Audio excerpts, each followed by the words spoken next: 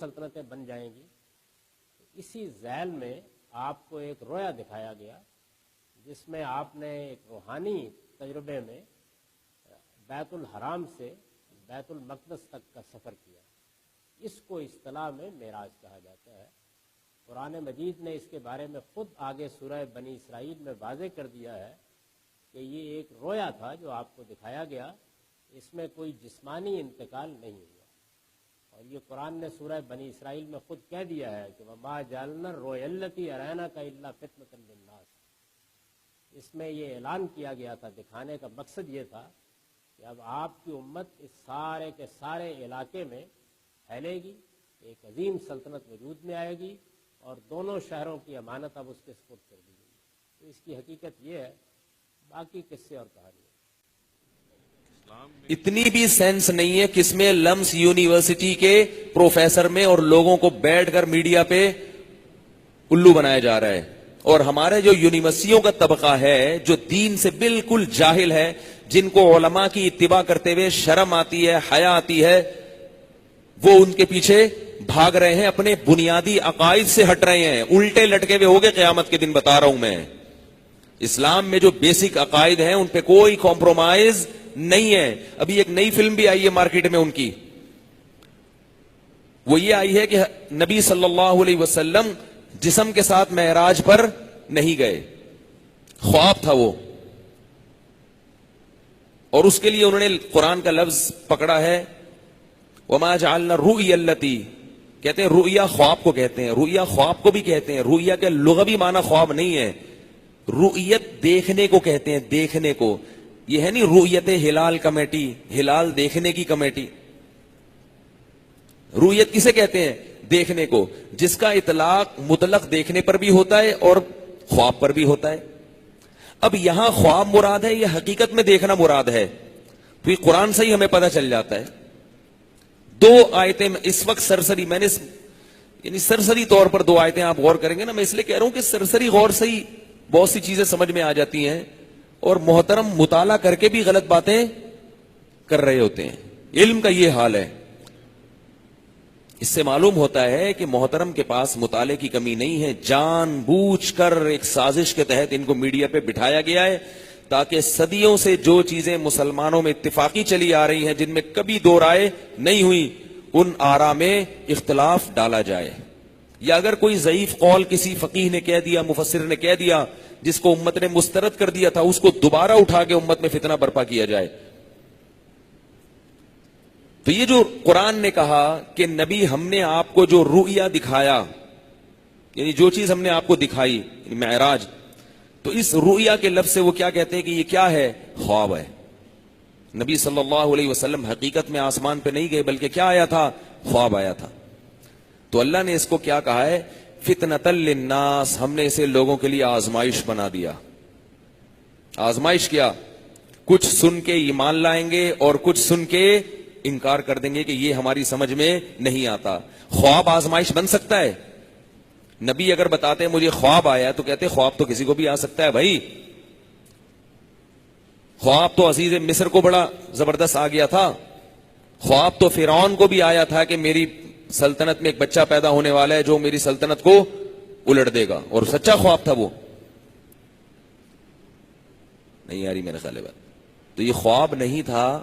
اگر خواب ہوتا تو اللہ اس کو اتنی بڑی آزمائش بولو نہ بتاتا.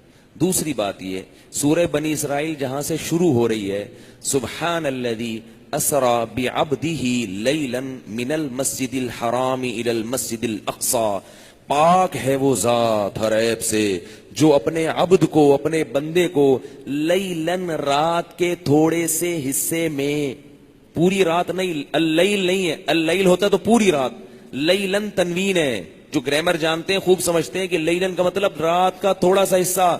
پاک ہے وہ ذات ہر عیب سے جو اپنے بندے کو رات کے تھوڑے سے حصے میں مسجد حرام سے مسجد اقصی کی طرف لے گیا. یہاں اللہ کیا بیان کر رہے ہیں؟ اپنی طاقت اور قدرت. جب بھی کوئی عجیب واقعہ ہوتا ہے ہم کیا کہتے ہیں؟ سبحان اللہ. نہیں آئی بات. خواب میں آپ راکٹ میں بھی بیٹھ جائیں نا, پوری دنیا کی سیر کر لیں, صبح اٹھ کے آپ کہیں گے نا میں نے خواب میں آج دیکھا میں چاند پہ ہوں, آپ نہیں کہیں گے سبحان اللہ, یہ نہیں کہیں گے, آپ بولیں گے بھائی اس سے کیا, خواب میں تو پتہ نہیں. اور اگر وہ یہ کہتا ہے کہ میں حقیقت میں چاند سے ہو کے آیا ہوں, سبحان اللہ, یا تو تم جھوٹ بول رہے ہو یا پھر کیا بھائی, سبحان اللہ. تو اللہ کہاں سے کلام کی ابتدا کر رہے ہیں, سبحان الذی, ہر عیب سے پاک ہے, یعنی اپنی طاقت اور قدرت بتا رہے ہیں. طاقت اور قدرت, کہ میری اتنی بڑی قدرت اور طاقت ہے کہ اپنے بندے کو میں رات کے تھوڑے سے حصے میں مسجد حرام سے مسجد اقصی کی طرف لے کر گیا, اور رات کا تھوڑا سا حصہ اپنی طاقت اور قوت کو سمجھانے کے لیے. خواب کے لیے یہ بتانا ضروری نہیں ہے کہ رات کے تھوڑے سے حصے میں نے یہ کیا.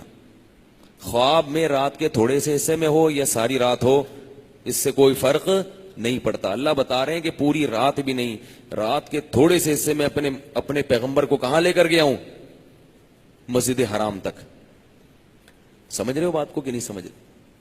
اب آپ اس پہ کہہ سکتے ہیں کہ ممکن ہے کوئی نئی فلم آئے مارکیٹ میں اور وہ کہے کہ بھئی یہاں سے وہاں تک تو قرآن سے جانا ثابت ہے, آسمانوں پہ جانا قرآن سے ثابت, بھئی مسجد حرام سے مسجد اقصی تک تو جانا مان لیا, باقی خواب تھا. تو اللہ کے بندو, کہ جو اللہ رات کے سیکنڈ کے اتنے سے حصے میں اتنا لمبا سفر محمد صلی اللہ علیہ وسلم کو کرا سکتے ہیں, ان کو پھر آگے لے جانے کے لیے خواب دکھانے کی کیا ضرورت ہے؟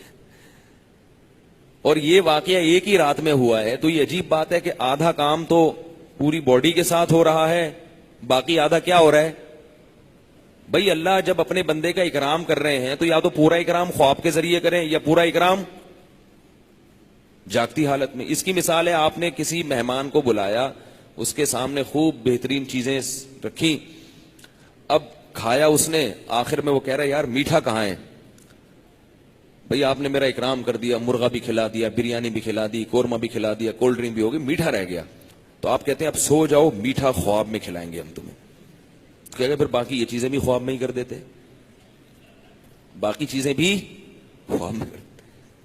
اگر تمہیں اتنا کنٹرول ہے تو یہ عجیب بات ہے کہ رات کے آخری حصے میں اللہ کہہ رہے اپنے بندے کو میں لے کر گیا. یہاں کہیں بھی نہیں کہ خواب میں لے کر گیا ہوں. سبحان الذي اسرا بعبده ليلا من المسجد الحرام الى المسجد الاقصى الذي باركنا حوله لنريه من آیاتنا, تاکہ ہم اپنے بندے کو اپنی بڑی بڑی نشانیاں دکھائیں. تو بھائی یہ سمجھ میں آنے والی چیزیں نہیں ہیں مارکیٹ میں جو آ رہی ہیں نا آج کل. یوٹیوب پہ ہر بندہ بیٹھا ہوا ہے, فیس بک پہ کوئی بھی اپنی بس ویڈیو آڈیو کلپ بنا بنا کے لوگ پھینک رہے ہیں.